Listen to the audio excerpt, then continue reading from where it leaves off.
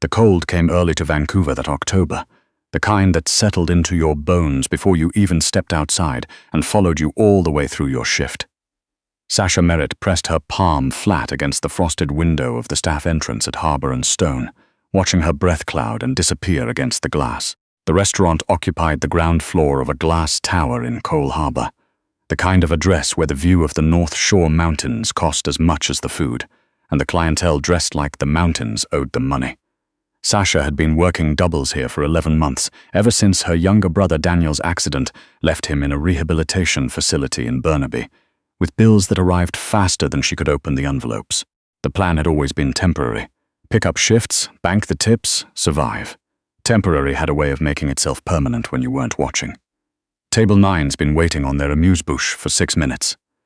Keiko's voice cut through the staff room from somewhere near the coat check, and the couple at 4 wants to know if the halibut is line caught. Sasha grabbed her apron from the hook, straightened the collar of her white blouse, and became the version of herself that kept the lights on. Tell them it's sustainable, and the fisherman's name is Trevor. They'll love it. She moved into the dining room the way she always did, efficiently, quietly, invisible in the useful way that good servers learn to be. The room hummed with Friday evening noise, low voices and crystal, and the particular laughter of people for whom the weekend was already underway. Rain beat against the floor-to-ceiling windows.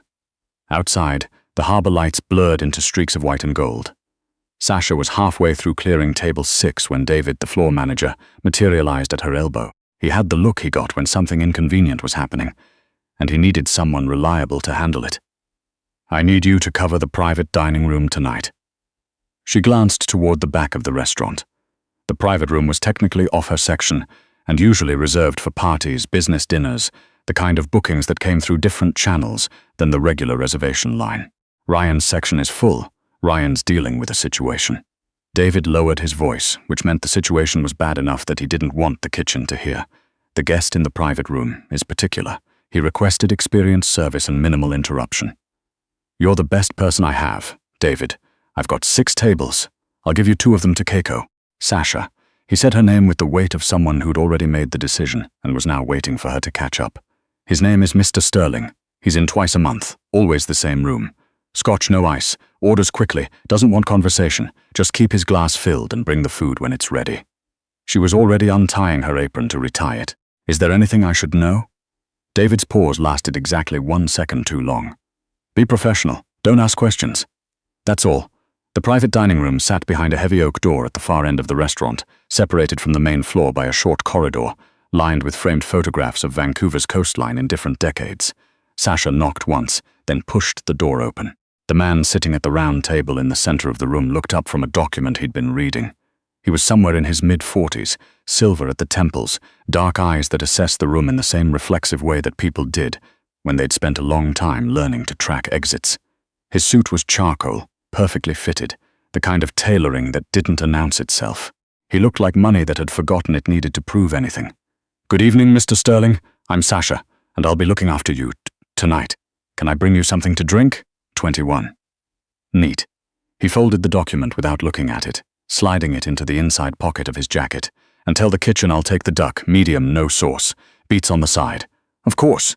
I'll have that right out." As she turned toward the door, his voice came again, quieter.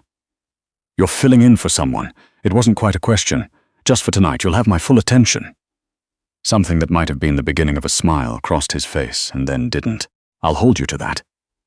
Over the next hour, Sasha moved between the private room and the main floor, carrying the particular stillness of a person who'd learned to read a room quickly and say nothing unnecessary. Jonathan Sterling ate his dinner the way he did everything else, it seemed, with focused efficiency. He checked his phone occasionally, responded to something, put it face down on the table. He didn't make small talk, neither did she. Around 9:15, she noticed the 2 men. They'd been seated at a corner table in the main dining room 20 minutes earlier, shown in by the front of house as a walk-in. Nothing about them was obviously wrong.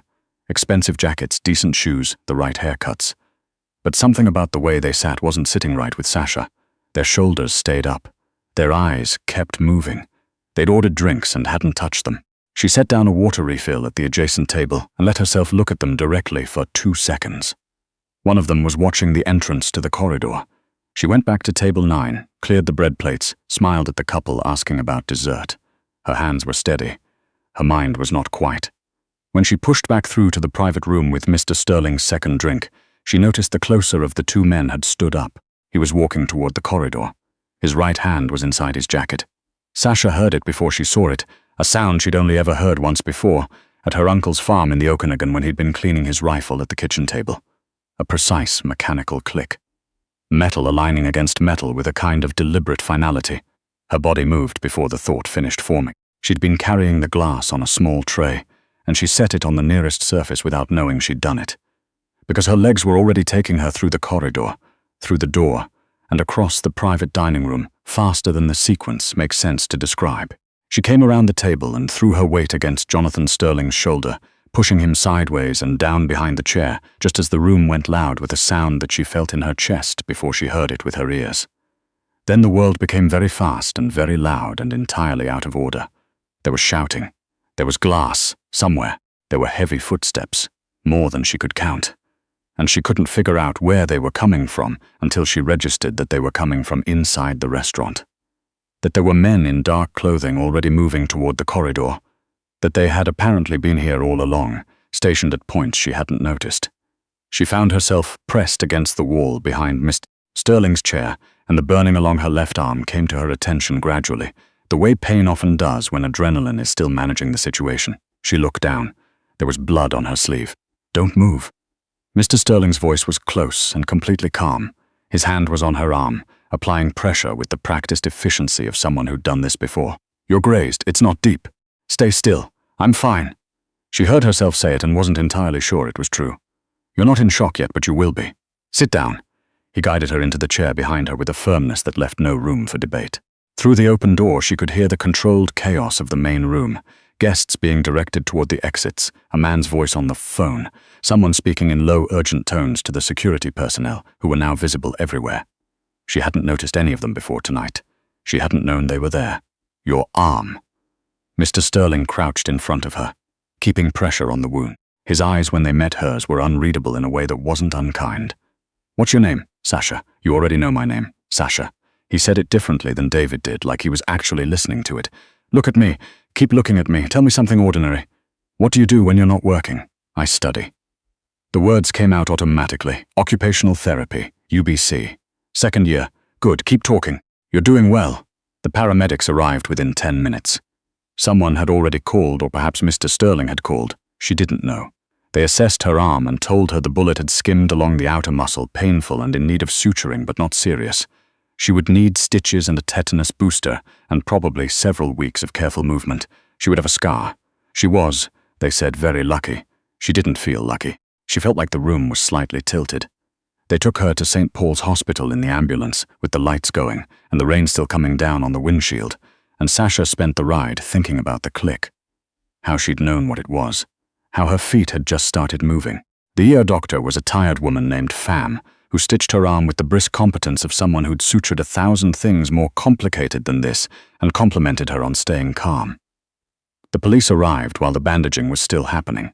2 officers took her statement, and then a detective came in, a tall man named Brouillard with reading glasses on a chain around his neck, who sat in the chair beside her bed and asked her to walk him through the evening again, slowly. She did.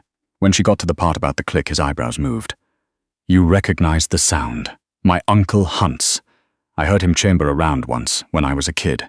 It sounds like that." She paused. "I didn't think about it. I just moved." Detective Brouillard wrote something down. Then, he took his glasses off and set them on his knee, which seemed to mean he was about to say something he'd been considering carefully. "Mrs. Merritt, are you aware of who Jonathan Sterling is?" "A regular guest at the restaurant. He's also the operating head of a very significant import and distribution network in Western Canada. One that has historically had complicated relationships with several competing organizations." The detective watched her face.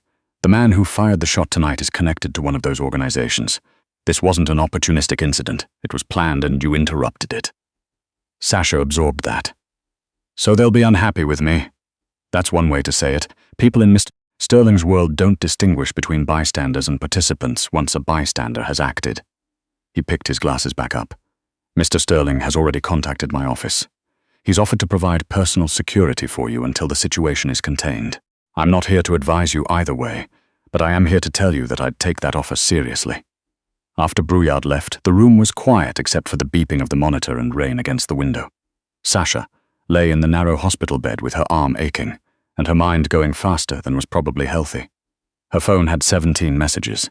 One was from David at the restaurant, which she couldn't read yet. Several were from co-workers. One was from her mother in Kelowna, who had seen something on the news. A knock came at the doorframe. A nurse, young, slightly apologetic. "Mrs. Merritt? There's a Mr. Sterling asking to see you. He says he'll wait if you'd prefer, but he wanted you to know he's here." Sasha looked at the ceiling for a moment. Then she said, "Send him in. He'd changed his jacket." That was the first thing she noticed. The same dark slacks, but a different jacket, navy, more casual, and his hair was slightly damp like he'd been standing in the rain at some point. He stopped inside the doorway and looked at her with an expression she couldn't name, something between assessment and something more unguarded than she expected from him. "How's the arm?" "8 stitches. They said I could have been a lot worse." "You could have been." He moved to the chair beside her bed, sat down, and leaned forward with his hands clasped, elbows on his knees, the posture of a man who decided to be direct. "I owe you my life, Sasha. I don't say it because it's accurate. I didn't think about it." She said the same thing she'd said to the detective, because it was still true. "I know, which is more remarkable than if you had." He was quiet for a moment. "I also need to be honest with you about what this means. The people who sent that man tonight, they'll know your name by morning. They'll have your face from the restaurant cameras. You prevented something they put considerable planning into, and they'll want to respond to that in a way that sends a message to anyone considering doing the same thing." The detective told me something similar. "Brouillard is good. He'll do what he can within his jurisdiction." Mr. Sterling's voice was neutral, not dismissive. "I can do more. My head of security can have people at your building tonight. There's also a property I own in West Vancouver, secure, staffed, isolated enough to make unannounced visits difficult. You'd have privacy, space, your own quarters. This would be temporary, until the situation is resolved. Your house, a house I own, yes. I'm rarely there." Sasha looked at him.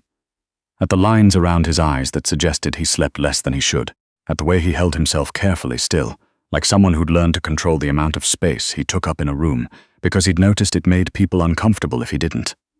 "My brother's in a rehab facility in Burnaby," she said.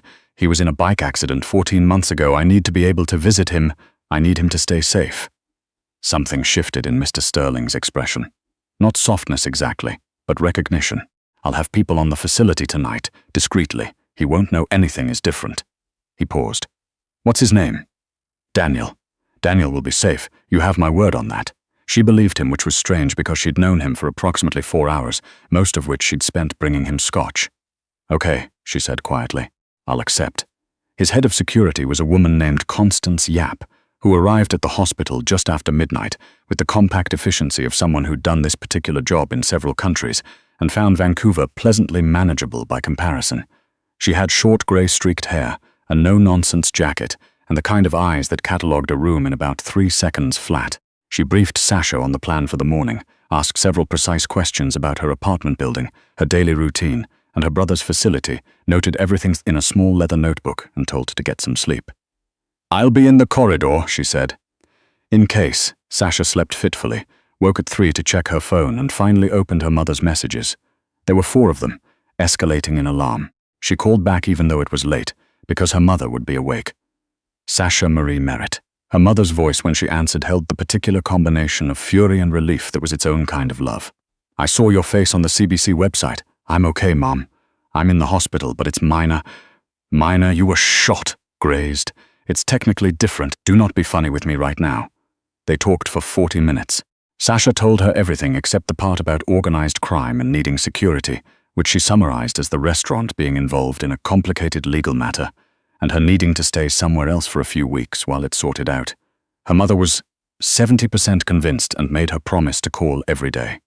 In the morning, Constance drove her to her apartment in East Vancouver to pack. It was a 1-bedroom on the 3rd floor of a building that was clean but tired, with a buzzer that sometimes worked, and a parking lot that got too dark at night. Constance walked the perimeter before they went in, checked Sasha's floor, looked at the windows. She didn't say anything, but her expression said plenty. They packed 2 bags, clothes for 2 weeks, her OT textbooks, her laptop, the photo of Daniel from before the accident that sat on her nightstand. A cardigan her grandmother had knitted that Sasha took everywhere without quite knowing why.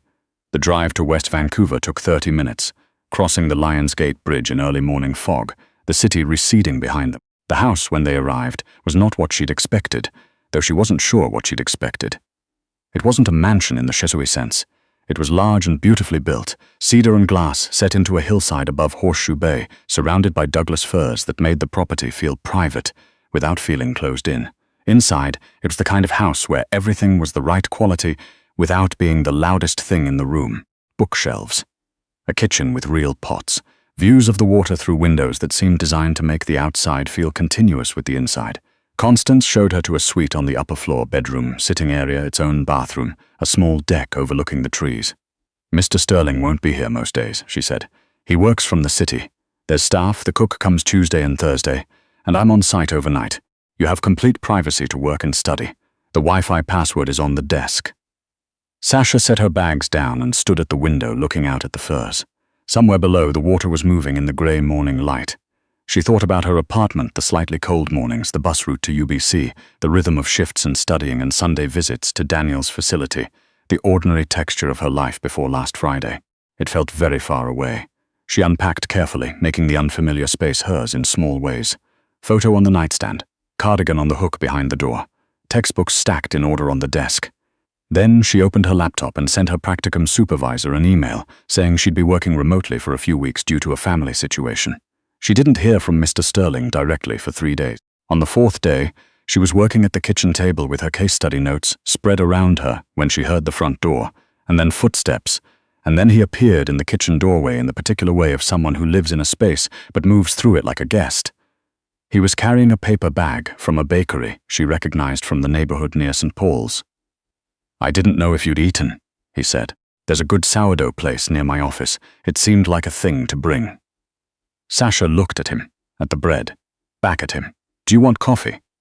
"I figured out the machine yesterday." He sat at the table across from her, and she made coffee, and they sat for a moment in the particular quiet of two people who have saved and been saved and don't quite know what to do with each other after that. "How's the arm?" he asked. "Better. Sore. The stitches come out next week." She wrapped her hands around her mug.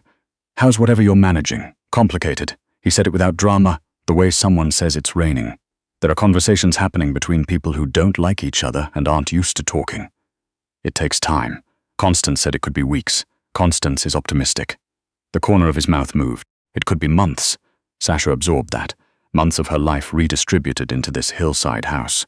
Months of remote studying and distance from Daniel and her mother calling every evening. Months of complicated. "I'm supposed to be in clinical hours this semester. I can't do those remotely." Mr. Sterling was quiet for a moment. "What facility?" "GF Strong. Neuro rehab. I can have security arrange discreet accompaniment for your clinical hours. You wouldn't need to know they were there. I'd prefer to know, then you'll know." He said it simply, like it wasn't a concession at all, like knowing what was happening in your own life was just reasonable. Sasha appreciated it more than she expected to. "Your brother," he said after a pause. "Daniel. Constance says he's been asking about you. I was supposed to visit Sunday." She felt the absence of it, a small hollow thing. "Does he know anything? He knows you're staying somewhere temporary for work." "That's all. I had someone deliver a note from you with your handwriting." He met her eyes. "I had Constance forge it from the sample on your notepad. I apologize for doing that without asking. That was..." Sasha stopped. "You had someone forge my handwriting to reassure your brother?" "Yes." It was overstepping. He sounded like he genuinely knew it. "I'm used to solving problems efficiently, and I sometimes forget that efficiency looks like something else from the outside." She should have been more bothered. She was a little bothered. She was also aware that Daniel had a note that sounded like her, and that his anxiety levels after the accident were still precarious, and that the alternative was him knowing something was wrong and spiraling alone in a facility she wasn't allowed to visit yet. "Thank you," she said. "But ask me next time." "I will." They stayed at the table for another hour, not talking constantly, just companionably, the way people do when they've moved past the point of needing to fill the silence. He asked about occupational therapy, what drew her to it, what she wanted to do after graduation. She told him about the neuro rehab work, how she'd started the program 2 years before Daniel's accident, and found afterward that she was studying something she now understood from the inside in a way she hadn't before. "He'll improve," she said, "but he'll never be quite the same."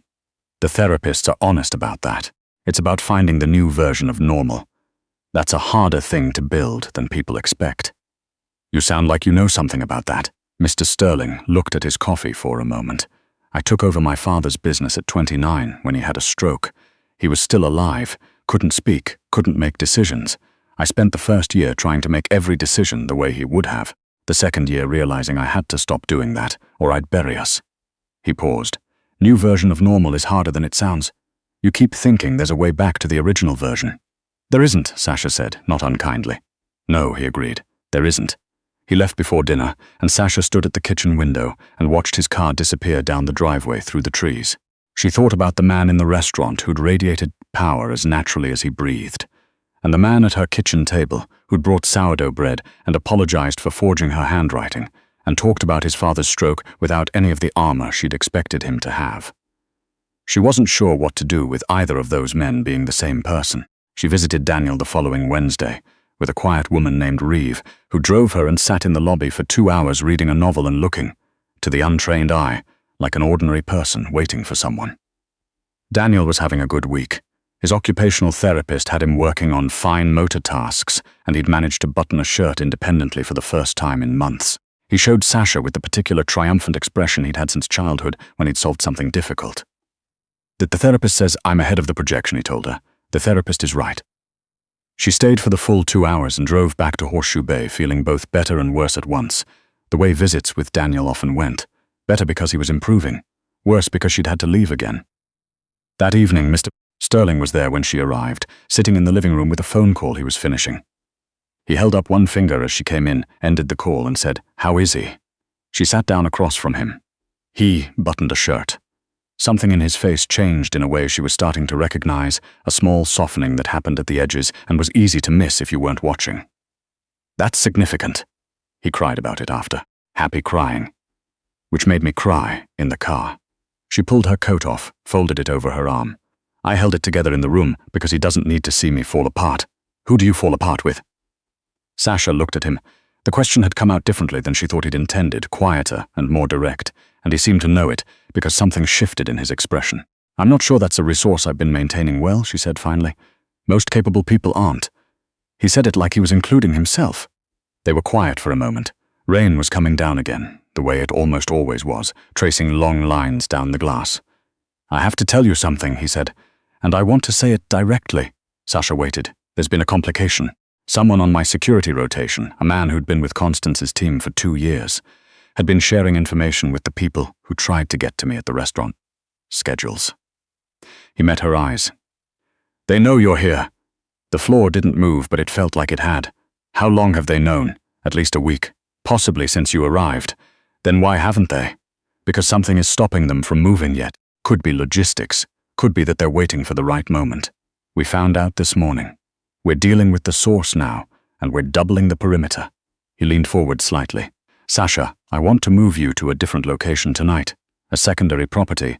Nobody on the external team knows about it. Just Constance and 2 others." She thought about what he was telling her. A week of believing she was safe. A week of visiting Daniel, of kitchen table conversations, of slowly and against her better instincts starting to feel like this was navigable. What happens to the man who gave them the information? Mr. Sterling's expression was still. "He's been removed from the team." "That's not what I asked."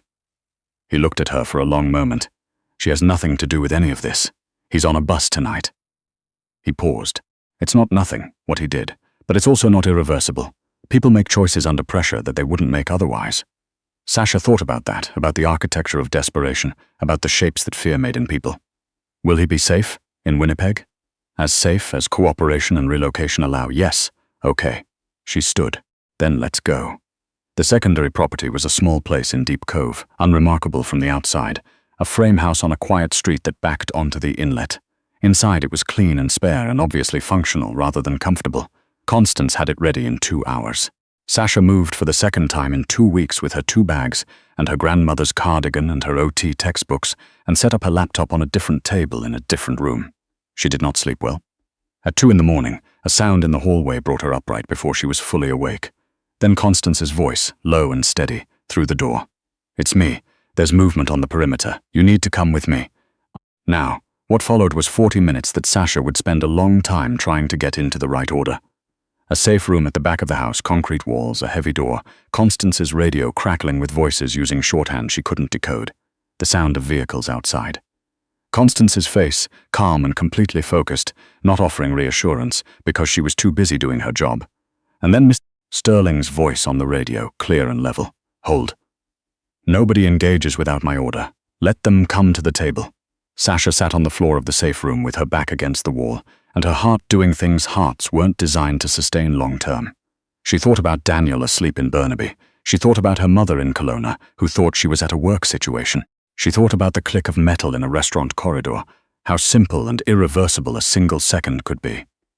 She thought about the man she'd pushed out of a bullet's path, and how little she'd known about him then, and how strange it was to be here now, 2 months later, knowing the way he took his coffee, and the story of his father's stroke, and the precise quality of the silence he kept when he was thinking. Constance's radio said something.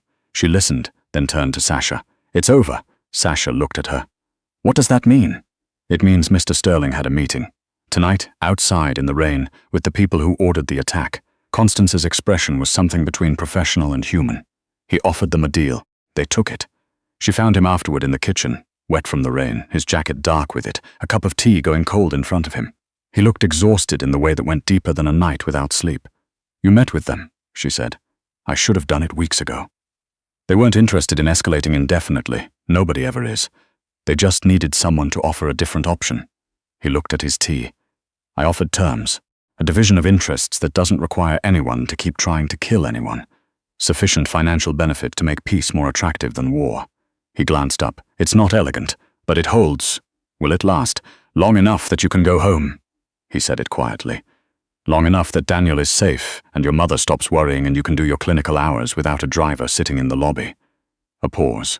Long enough to matter. Sasha sat down across from him. The kitchen was very quiet, just the sound of water dripping somewhere off the eaves outside. I want to go visit Daniel this weekend, she said. You can go tomorrow if you want. I want to tell him the truth. About what happened. He's 23 and he's smart and I've been lying to him for 2 months. Mr. Sterling considered that. That's your decision to make? I know it is. She looked at her hands on the table. I also want to finish my practicum and sit my December exams and eventually graduate and do the work I've been training for, and of that has changed. I know. I'm just saying it out loud, so you know that's who I am. Someone with a practicum and exams and a brother she tells the truth to. He held her gaze. I know who you are, Sasha. You've been quite clear about it from the beginning. She went home on a Thursday, Constance driving her across the bridge in the rain one more time, back through the city to her East Vancouver apartment with its slightly dark parking lot and its buzzer that sometimes worked.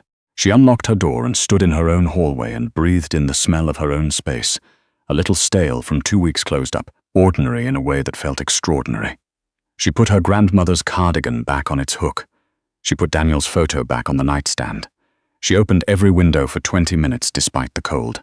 Her phone rang while she was making dinner, a number she'd put in her contacts 2 months ago under the name she'd given him in the notes, J. Sterling. She almost let it ring, then she picked up. I wanted to make sure the drive was fine, he said. It was fine. Traffic on the bridge, but fine. A pause, and the apartment? Cold. Good. She stirred what was in the pan. I'm making pasta. It feels very normal. Normal is underrated. It's extremely underrated. She turned the heat down. Thank you. For everything. The security, the house, the bread, that one time. She could hear something in the silence that followed that might have been amusement. You're welcome for all of those things. I should probably go, she said. Before I burn the pasta, of course. Neither of them said goodbye for a moment too long. Jonathan, she said, and it was the first time she'd used his first name without prompting, and they both seemed to notice. If you ever want coffee that isn't terrible, I've gotten quite good at the machine, he said. I'll keep that in mind. She hung up. She finished the pasta. She sat at her own kitchen table in her own apartment and ate her dinner and felt, for the first time in 2 months, like her life was hers again, and like perhaps it was also, carefully, something more than it had been before. On Sunday, she visited Daniel. She sat in the chair beside his bed and told him almost everything, and he listened with the focused, patient attention the accident had strangely given him, and when she finished, he said, So you saved some kind of crime boss and then fell for him. I didn't say that. You described his eyes twice without noticing. She opened her mouth, then closed it. Daniel looked at her with his particular triumphant expression, the one he'd had since childhood. He really was getting better. Some things change in a moment. Others take the long way around, slowly, improbably, through rainy nights and hard choices, and the careful work of becoming something new from the pieces of what you were. Both kinds of change are real. Both kinds are worth the cost of getting there.